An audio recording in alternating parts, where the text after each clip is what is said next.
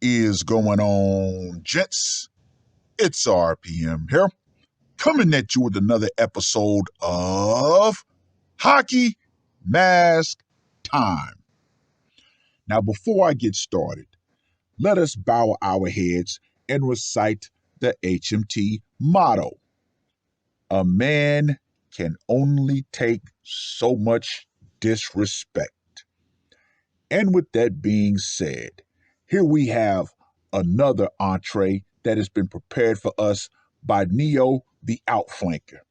And it was published on the 21st of July.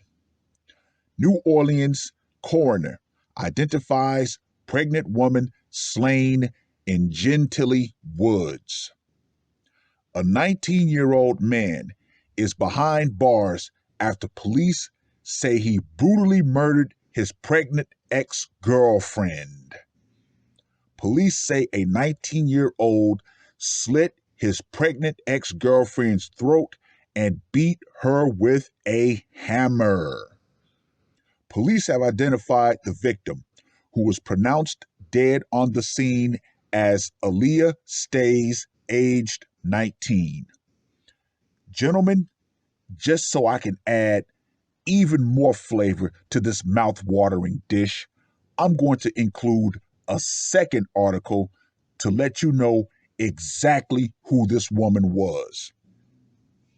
According to the New Orleans Police Department, Alvin Severin Jr., aged 19, slashed his pregnant ex-girlfriend's throat and beat her with a hammer inside of his home on DeBoer Circle. Neighbors in the Gentilly Woods area were shocked to learn the disturbing details outlined in court documents. Quote unquote, he just didn't seem like a child that would do something like that, Janice Collins says. Now, this is where I really want you guys to focus. He was a very meek and mild person. Monday evening, neighbors saw a coroner's van in front of Severin's home. Police arrested the 19-year-old without incident. We're still trying to figure out what really happened, Collins said. Court documents paint a horrific picture. Now, let me just go ahead and say this right here. Woo! Police say Severin told them that he and his pregnant ex-girlfriend got into a disagreement Monday evening. She allegedly, quote unquote, threatened to have him killed if he didn't take care of their unborn child. Severin tells police he became enraged and blacked out. Investigators say Severin cut his girlfriend's throat with a knife and beat her in the face with a hammer. Oh my God, neighbor Jocelyn Hayes said when she learned of the details. Quote unquote, he had to have had a mental breakdown. If this is supposed to be his baby and all that, he was probably shocked, and that was because the family had no kind of scandals or anything. Police say Severin carried his dead girlfriend's body to the backyard near a shed. He claims he regained consciousness when his grandmother came home and found the body. When police told him that his girlfriend was dead, Severin reportedly said, quote unquote, he didn't mean to kill her. I am not a killer. This child just graduated from high school, just started working at everything, Hayes says. He was friendly. When he passed by, he would blow and wave at us. When he would see us outside, Collins says, we're shocked. Severin and his grandparents lived in the home, and neighbors never noticed any sign of trouble. Everyone is like a close-knit family, and we look out for each other, Collins says. We've been in this neighborhood for 45 years, and for something like that, it's just a tragedy. Severin is facing one count of second-degree murder. A judge set his bond at $750,000 on Tuesday. My. Mm, mm, mm.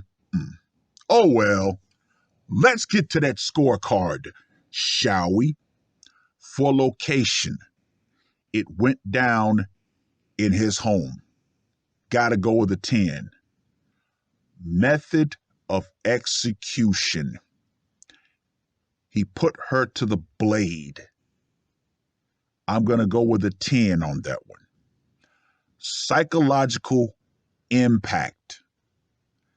I'm going to go with a 10 on this one because how he was described by everybody who knew him.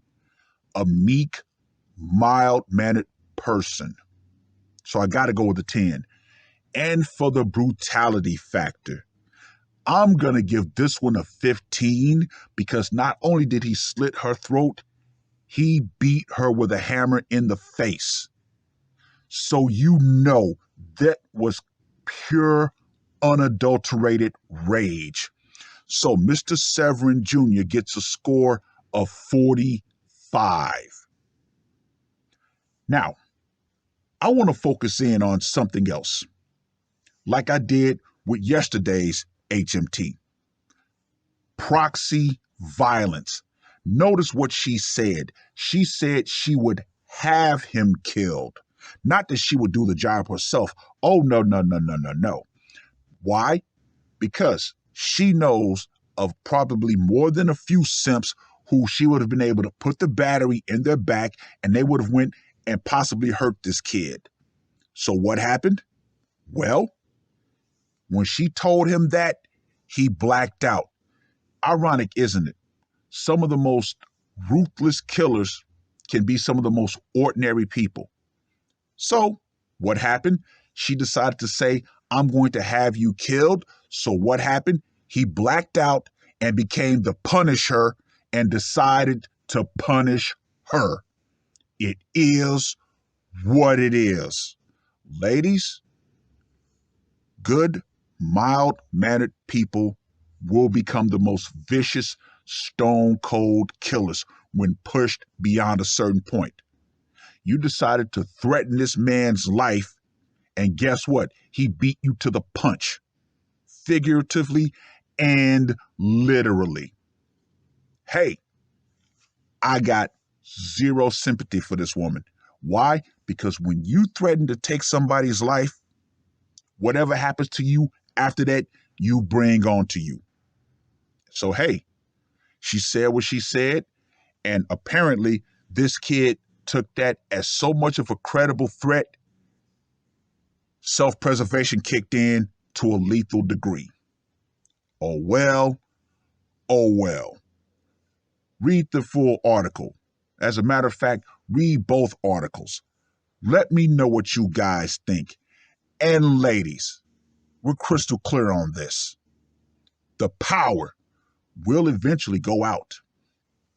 Feminism, use of proxy violence by means of other men, and all of that will go out right along with it. Why? Because once you push a man beyond that line, whatever happens, happens. And especially when you threaten that man's life, all bets are off. That's all I got to say for this one.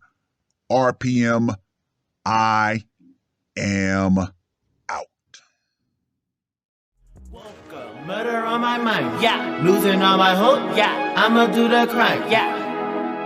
Fuck the red or blue, I'ma take the black pill, yeah. Fuck the red or blue, I'ma take the black pill.